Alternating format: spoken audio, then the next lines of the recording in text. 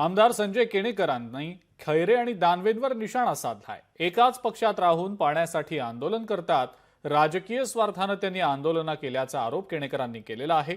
छत्रपती संभाजीनगरमध्ये फडणवीसांमुळे पाणी मिळाल्याचं सुद्धा संजय केणेकरांचं म्हणणं आहे। फडणवीसांनी 1680 कोटी रुपयांची योजना आणली। छत्रपती संभाजीनगरसाठी त्यांनी ही योजना आणल्याचं संजय केणेकर यांनी म्हटलेलं आहे।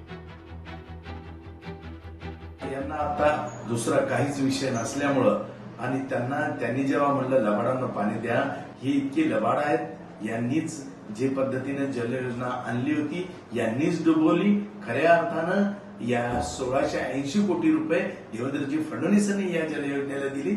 2.5 वर्ष उद्धव ठाकरेच्या सरकारने तिला स्थगित केलं आणि हे पाप यांनी केलेलं आहे आणि यांनी केलेल्या पापावर चोराच्या उलट्या बोंबा या दोघांनी करताय। एक मारल्यासारखं करतं आणि दुसरं रडल्यासारखं करतं। त्यामुळे यांच्यावर जनता अजिबात विश्वास ठेवत नाही।